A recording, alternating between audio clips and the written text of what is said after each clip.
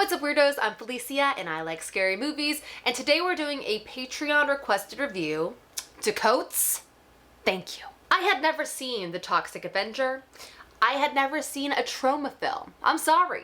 It's just the truth. So I had to do something. So along with this review, I am also uploading a full movie commentary of me watching this movie for the first time on Patreon. So that's linked down below. If you're interested in checking out that experience, you can for as little as $1 a month, and for as little as $5 a month, you can request a review too. And so, just to start us off, I was a little curious about Lloyd Kaufman. I know his face. He's all over Horrorland. I know he's known for making these really wild, over-the-top, splattery style horror films. Also, look at my nails. Are these not the most beautiful nails you've ever seen? I'm sorry. This is called girly gore. So from what I understand, in 1974, Lloyd Kaufman started Troma Studios with his business partner, Michael Herz. And they started off kind of making these sex comedy films, just like these quick, I don't know if they're actually sexploitation, but sexy comedy movies. Low budge. And then in 1984, they put out The Toxic Avenger. It was a cult favorite and kind of put Troma on their future track of these B movies that are super campy, super gory, super over the top. Boom, baby. Now this movie not only, got Troma Studios going, it also has 2 sequels, an animated series for children, though this is a very inappropriate rated R movie, and my favorite, a musicale. Like, why have I not seen this musical? Why have I not been in this musical? Why have I not directed this musical? I have all these questions. If I can find a clip of anyone doing it, I'll put it here.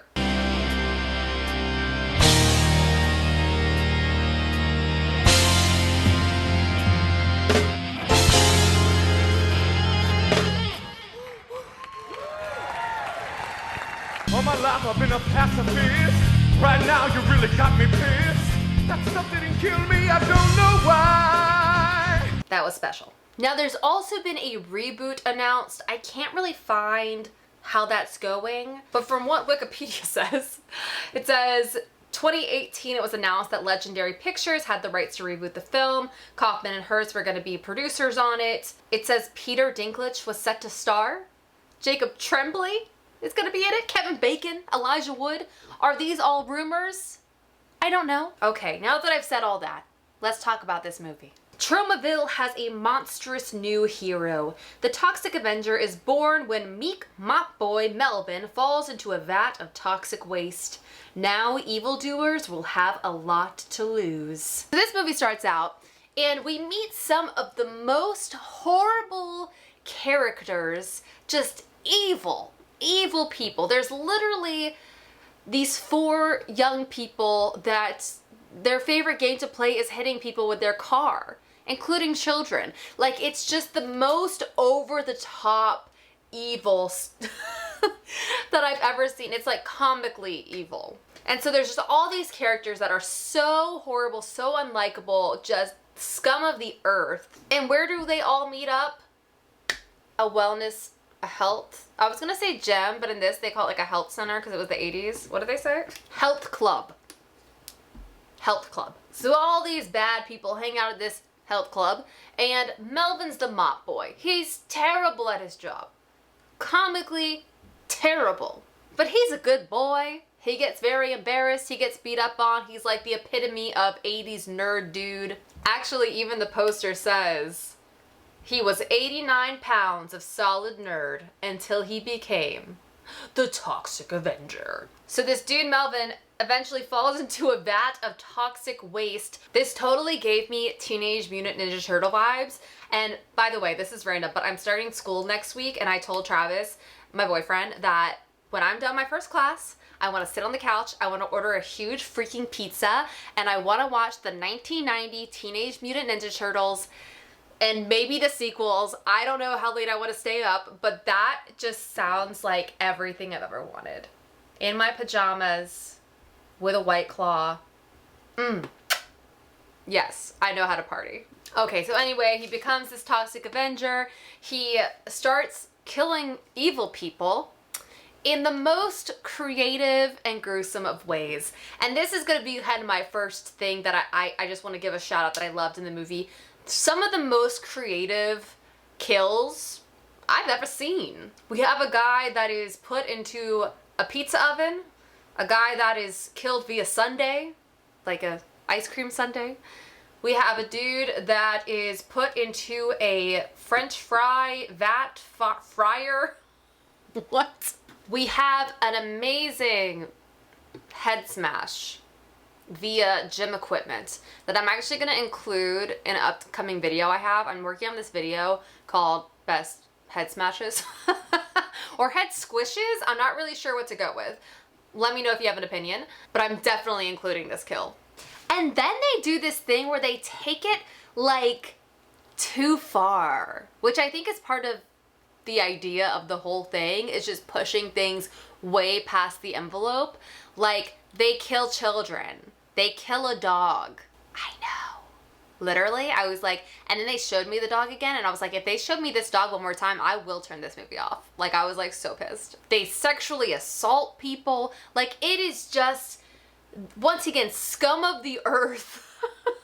Like, worst of worst crimes you can imagine are just all over this movie. And then you have this big monster guy being like, I'll save you. And then Melvin. So like, we have 3 dudes actually playing Melvin. We have Mark Torgel playing the human everyday Melvin. We have Mitch Cohen playing the Toxic Avenger, like his body, in the voice of Toxie. By the way, apparently people call the Toxic Avenger Toxie, which is the most adorable thing I've ever heard. But the voice is played by Kenneth Kessler.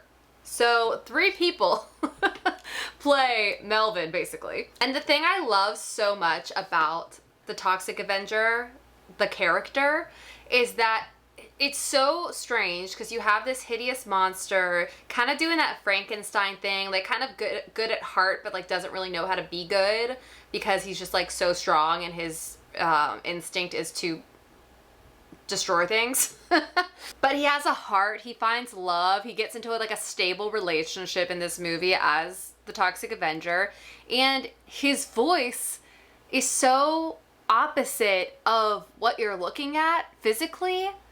It's just this amazing, awkward contrast between physical Toxic Avenger and voice of Toxic Avenger.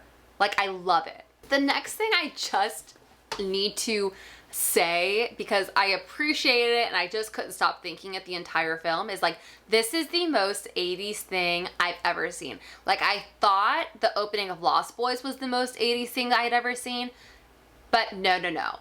This movie, all of the scenes in the health club where it's just moving around, you're seeing all these like, you know, 80s guys and girls in like workout gear with their hair and their amazing outfits. There's like 2 guys in like thongs just hanging out in the health club. It's just so 80s. The music is like generic 80s. It's just kind of delightful.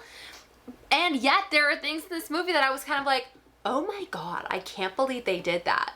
Like, I can't believe they took it that far. Oh my God, I can't believe they did that. And the last thing I'll say that I just liked about this movie is it's just so fun, fast, furious.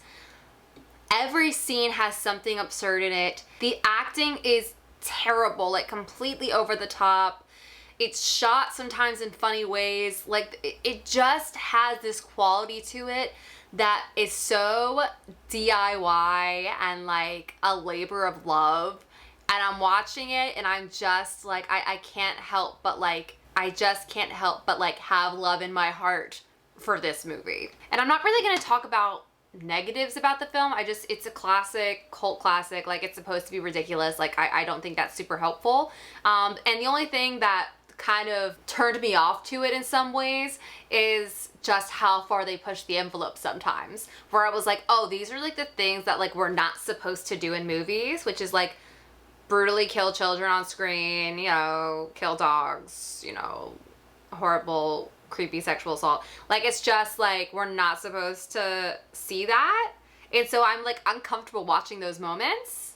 I'm like in shock, which is also kind of fun because I feel like I'm never shocked anymore. So I guess that's good. I don't know. But it was fun.